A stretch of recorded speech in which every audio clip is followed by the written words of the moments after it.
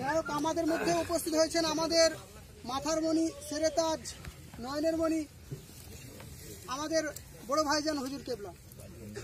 বড় ভাইজান হুজুর কেবলাকে ইস্তেকবাল করে নেবেন আমাদের জেলার দায়িত্বে যিনি রয়েছেন জনাব মতিউল ভাই।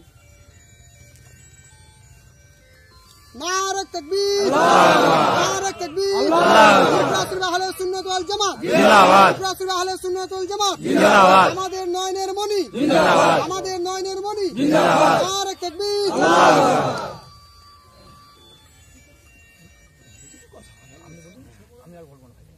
আসসালামু আলাইকুম। আলহামদুলিল্লাহ, আমি এসেছিলাম এই পাশে একটা জলসায়, নিশ্চয় আপনারা জানেন। তা আমি মতিউল ভাইকে বলেছিলাম প্রতিটা বুথ থেকে একজন করে, হয় সভাপতি না সেক্রেটারি নিয়ে আসবেন। অনেক আগে এসেছিলাম হিজরি শরীফে হুজুরের দরবারে মাজার জিয়ারতে। আল্লাহর ওলিদেরকে আমরা ভালোবাসি, তাই তেনাদের মাজারে আমরা আসি। সূরা ফাতিহা শরীফ, দরুদ শরীফ, ইখলাস শরীফ পড়ে মহান রব্বুল আলামিনের কাছে হুজুরদের ওসিলাতে দোয়া চাই। তাই আমি বললাম একটু হাজিরি দেবো ওলির দরবারে। সেই সাথে সাথে আমার ফুরফুরা শরীফ আহলে সুন্নাত ওয়াল জামাতের প্রতিটা বুথের কর্মী ভাইদের সঙ্গে একজন করে আসবে, আমি একটু কথা বলবো। ফুরফুরা শরীফ আহলে সুন্নাত ওয়াল জামাত দীর্ঘ 2016 থেকে কাজ করছে, নিশ্চয়ই আপনারা জানেন। তবে আপনার মেদিনীপুরে 2018 এসেছে। তো সেই জায়গায় 2 বছরের মধ্যে আলহামদুলিল্লাহ পূর্ব মেদিনীপুরের মানুষ, আমার দাদোজানের মানুষ হাজি মোস্তফা মাদানী হুজুরের নামে মাদানীপুর, সেই এলাকার মানুষ, আমার দাদুর মানুষ, আপনারা যথেষ্টভাবে আপনারা সাড়া দিয়েছেন এবং মানব সেবা, দেশ সেবা, ধর্মপ্রেম নিয়ে আপনারা কাজ করছেন। ফুরফুরা শরীফ আহলে সুন্নাত ওয়াল জামাত এটা একটা অরাজনৈতিক সংগঠন, কম বেশি আপনারা সবাই জানেন। এই সংগঠন একটা সেবামূলক ধর্মীয় সংগঠন। এই সংগঠনের লক্ষ্য যে আমরা এমন একটা ইউনিট তৈরি করব যে ইউনিট দ্বারা প্রকৃত ইসলামের শিক্ষা যেন আমরা এবং আমাদের বাচ্চাদের ঘরে দিতে পারি। কেন আজ ইসলামের নামে অনেক কুসংস্কারও চলছে, অনেক রকম চক্রান্ত চলছে, এবং সাথে সাথে ইসলামকে যারা বিভিন্ন চক্রান্ত করে কালিমা লাগাতে চাইছে, আমাদের লক্ষ্য এই ইউনিট দ্বারা তাদের ওই চক্রান্তকে আমরা ব্যর্থ করব। তার জন্য আমাদের ইউনিট। দ্বিতীয় নম্বর, মানবপ্রেম। ইসলাম আমাদেরকে শিখিয়েছে যে মানুষের উপর দয়া করে না, তার উপরে স্রষ্টার দয়া হবে না। তাই আমরা জাতি, ধর্ম, বর্ণ নির্বিশেষে যে কোনো সম্প্রদায়ের মানুষকে আমরা ভালোবাসবো। আমরা এই ইউনিট করেছি যাতে করে কোনো গরিব মানুষ বিপদে পড়লে কমসে কম তাদের পাশে আমাদের স্বার্থ মতো যেন একটু দাঁড়াতে পারি, এই উদ্দেশ্যে এই সংগঠন। কিন্তু মানব প্রেমের মধ্যে আমরা যেটা ভেবেছি সব থেকে বড় জিনিস হচ্ছে এটা মানুষকে শিক্ষা দেওয়া, এডুকেশন দেওয়া, শিক্ষা দেওয়া। শিক্ষা যদি আমরা দিতে পারি তাহলে সে আরও 50টা মানুষের বিপদে সাথ দিতে পারবে। তাই আমরা বিভিন্ন জায়গায় শিক্ষা প্রতিষ্ঠান তৈরি করেছি, তাতে শিক্ষার ছাত্ররা পড়াশোনা করছে। সাথে সাথে উচ্চশিক্ষা শিক্ষিতর জন্য কেউ আমাদের কাছে আসলে আমরা তাদেরকে মেরিট স্কলারশিপ দিয়ে তাদেরকে আমরা বিভিন্ন জায়গায় পড়াচ্ছি। কারো ভর্তি ফিস নাই আমরা দিচ্ছি, কারো মাসে মাসে আমরা করে পীর আবু বকর সিদ্দিক দাদা হুজুরের নামে মেরিট স্কলারশিপও দিচ্ছি। ফুরফুরা শরীফ আহলে সুন্নাত ওয়াল জামাত ফুরফুরা শরীফে 100 বিঘে জায়গার উপরে পীর আবু বকর সিদ্দিক নলেজ সিটি করার প্রস্তুতি নিয়েছে। সে কাজ চলছে, কাগজপত্রের কাজ আমাদের রেডি হচ্ছে। আর সাথে সাথে দেশপ্রেম। আহলে সুন্নাত ওয়াল জামাত আমরা মনে করি দেশকে ভালোবাসা আমাদের জন্য একটা মহান কাজ। অন্য কোন সম্প্রদায়ের মানুষ দেশকে ভালোবাসলে তার ধর্মীয় কি আছে না আছে আমি জানি না, তবে আমি যে ইসলামকে বিশ্বাস করি সেই ইসলাম আমাকে বলেছে দেশকে ভালোবাসা, মাতৃভূমিকে ভালোবাসা একটা সওয়াবের কাজ, পুণ্যর কাজ, নেকির কাজ। কেন হযরত প্রফেট মুহাম্মদ সাল্লাল্লাহু আলাইহি সাল্লাম তিনি মাতৃভূমিকে ভালোবেসেছিলেন। তিনার মাতৃভূমির উন্নতির কথা, তিনার মাতৃভূমির দুর্নীতি মুক্ত করার কথা তিনি ভেবেছিলেন। তাই আমরাও আমার ভারত এবং আমার বাংলার অঙ্গরাজ্য, দেশের রাজ্য, সেটাকে বাঁচানো, ভালোবাসা, এ কথা আমরা ভাবছি। আহলে সুন্নাত ওয়াল জামাত মনে করে যে আমরা এমন একটা ব্যক্তিত্ব হয়, এমন একটা সমাজ গড়ে তুলব যেখানে আমরাই ঠিক করব যে একটা ভালো মানুষ যেন সমাজে এগিয়ে আসতে পারে, একটা খারাপ মানুষ অর্থ থাকুক আর যাই থাকুক তাকে যেন সমাজে প্রথম মানে দেশের সমাজ ব্যবস্থা দেশ চালানোর প্ল্যাটফর্মে তাকে আসতে দেবো না, তাকে আমরা পিছিয়ে রাখবো। দেশের স্বার্থে আমরা এই কাজ করব। এই হচ্ছে টোটাল সংগঠনের লক্ষ্য। এখন আপনারা যারা এসেছেন প্রত্যেকটা বুথের কর্মী, কেউ সভাপতি, কেউ সেক্রেটারি, বিভিন্ন পদে আছে। আমার বলার বক্তব্য এতটুকু, আগামী দিন আমার দেশ তথা আমার বাংলার উপরে খুব ভয়ানক পরিস্থিতি আসছে। এই জায়গায় আমি চাই আপনারা প্রত্যেকে কমসে কম আজ থেকে শপথ নেন যে আমি আমার দ্বারা আর 5টা নতুন বুথকে আমরা কাজ করব। এখানে যারা এসেছি সবাই যদি শপথ নেয় যে আগামী 1 মাসের মধ্যে কি 2 মাসের মধ্যে আমি আর 5টা জায়গায় যেখানে আমার সংগঠন এখনো পৌঁছতে পারেনি, 5টা জায়গায় আমরা 5টা নতুন বুথ কভার করব। তাহলে দেখুন আমরা কমসে কম না করে অনেকটা দূর কিন্তু 1 মাসের মধ্যে এগিয়ে যাব। দ্বিতীয় নম্বর আমার বলার উদ্দেশ্য যে আমরা আজ থেকে শপথ নিই যে আমরা আগামী দিন ওই শক্তিকে আমরা রুখবো যে শক্তি দ্বারা আমার দেশ ও দেশবাসীর ক্ষতি হবে। এটা আমাদের দায়িত্ব, এটা আমাদের করতে হবে।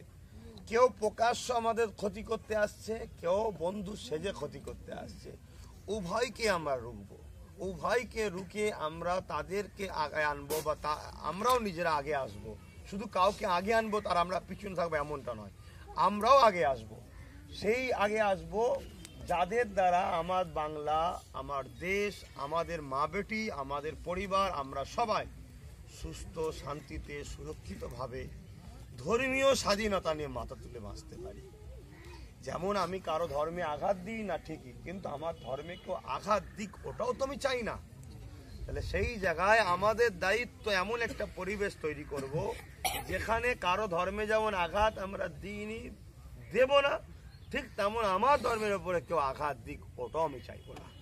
তার জন্যে যারা ধর্মকে নিয়ে বিভ্রান্ত তৈরি করে বা ধর্মের উপরে আঘাত করে, কেউ প্রকাশ্য হোক বা কেউ আঘাত করার মানুষকে সহযোগিতা করা হোক, উভয়কে আমরা কিন্তু আগামী দিন আমরা সংগঠনের মাধ্যম দিয়ে গণতান্ত্রিক প্রক্রিয়ায় রুখার চেষ্টা করব।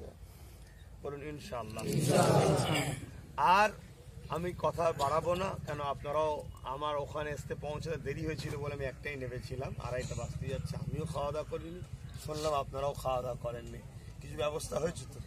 তাহলে সেই জায়গায় আমরা একটুখানি, মূলত এটা একটা সৌজন্য সাক্ষাৎও বলতে পারেন, বা আমি চাইলাম একটা হুজুরের মাজারে যখন আসবো আমার ভাইগুলো আসুক, আপনারা জিয়ারত করবেন, তবে বারবার মনে রাখবেন চাইবেন আল্লাহর কাছে, দেনেওয়ালা আল্লাহ, তবে আল্লাহ ওয়ালাদের মাধ্যম ওসিলা তাদের পাশে নিয়ে হাত তোলা এর বিষয়ে অনেক হাদিস আছে।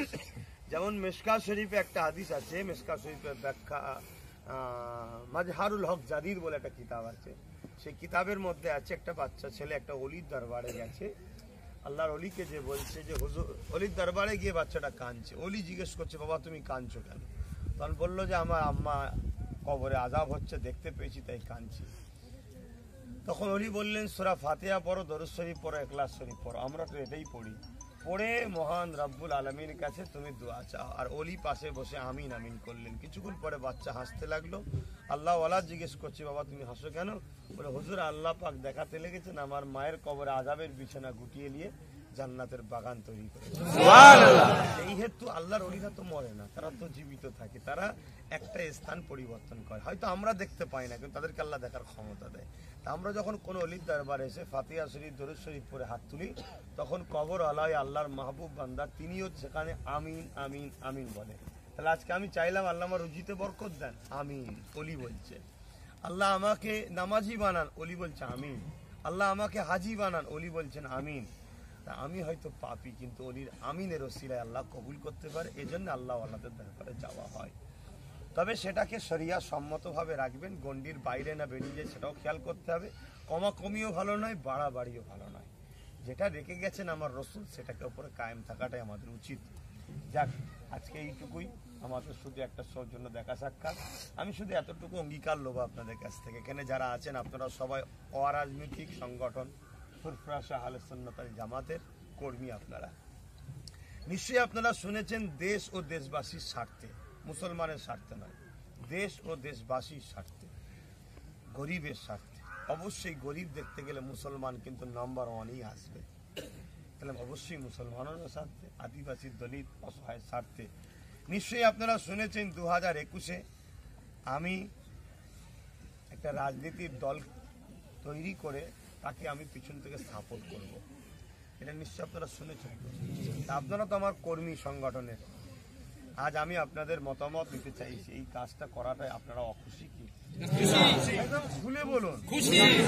কেন আমি কাউকে জোর করব না, ইসলাম জোর করে নিষেধ করে। তবে হ্যাঁ, আমি কিন্তু সাপোর্ট করব। অর্থাৎ ধরুন একে বললাম তুমি দলের প্রেসিডেন্ট, তুমি দল করেছো, কিন্তু একে আমি নিয়ন্ত্রণ রাখবো, এ আমার হুকুমে চলবে।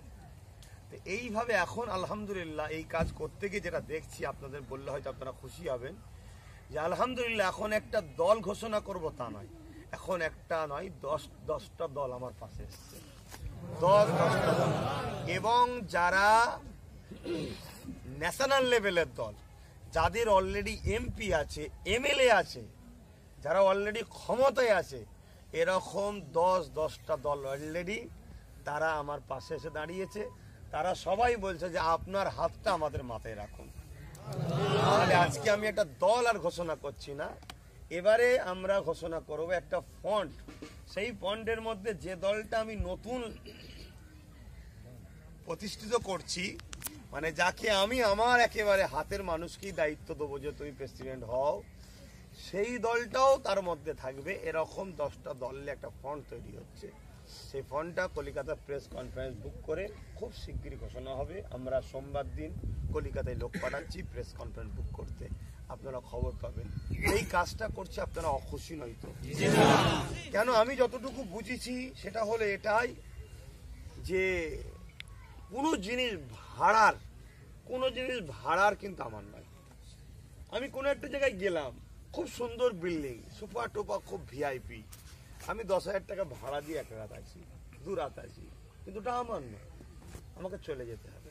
তা আমার কাছে কথা হচ্ছে, সেটা ছোটবেলায় শুনেছিলাম বাবুই পাখি আর চড়ুই পাখির গল্প।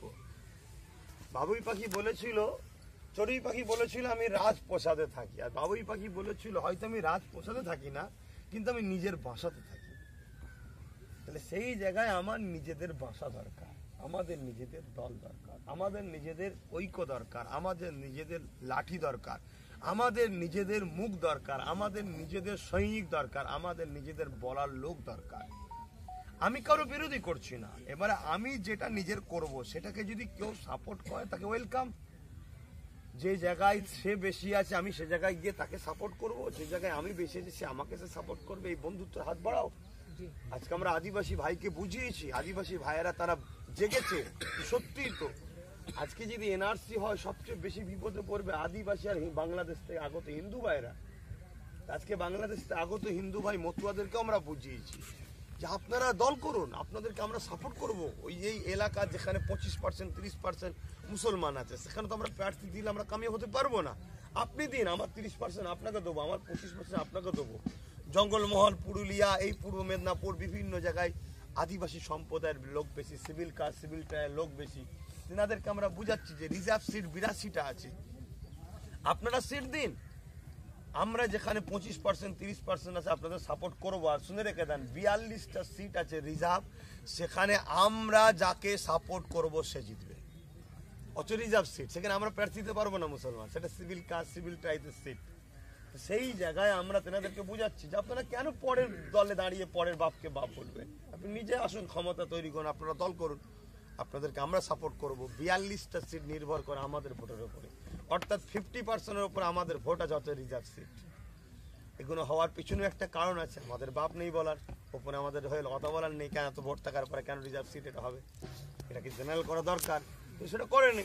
ঠিক আছে, আমরা সেই ভাইদেরকে ভোট দেবো, সেখানে তারা বেরোবে। আমরা আমাদের যেখানে নর্মাল যে কি বলে জেনারেল সিট আছে সেখানে আমরা আমাদের দেবো। এই জায়গাটাই যদি কেউ বাধা দেয়, আমার প্রশ্ন একটা, আপনি বাধা দিচ্ছেন কেন? আপনি যদি রাজনীতি করতে পারেন, আপনি যদি ভোটে লড়তে পারেন, আপনার লোক নিয়ে যদি আপনি বলেন যে আমি লড়বো, তাহলে আমারও তো কিছু অধিকার আছে, নাকি না আমি বানে ভেসে এসছে দেশে, তাহলে আমি আমারটা লড়ছি, আপনার অসুবিধা হচ্ছে কেন? না আপনার লড়াতে কেউরও সুবিধা হবে, যদি সুবিধা হবে মনে করেন তাহলে আমি আপনি এক হয়ে লড়ি, আসুন। তার বেলাও আপনি আসবেন না আর আমাকে লড়তে দেবেন না, তাহলে এটা এখানে বুঝে যাচ্ছে যে আগামী দিন আমরা যখন বিপদে পড়বো আমাদের ঘরে খালি হাতে রাখতে চাইছে। আমাদের হাতে ভাঙা চূড়াও যদি লাঠি থাকে কারো ভয় হচ্ছে যে ওটাই ঘুরে মারলে হয়তো মাথা ঘুরে পড়ে যাবো। এই জন্য আমাদেরকে খালি হাত করতে চাইছে, অতএব আর খালি হাত হবার দিন নাই। আমাদের ঘরে আগামী দিন জাগতে হবে, সতর্ক হতে হবে, আমাদের ঘরে আগামী দিন আগাতে হবে। যাক, এই ছোট্ট একটা আপনাদের সঙ্গে সাক্ষাৎ, আপনাদের সঙ্গে একসাথে বসে আজকে একটুখানি খাওয়া দাওয়া, এটা একটা আনন্দ। অলির দরবারে আসলাম, আর বহুত ছোটবেলায় এসেছিলাম। এই পাশেই সাগর রয়েছে, তাই তো পাশেই ওই তো রয়েছে। বহুত ছোটবেলায় আমার আব্বা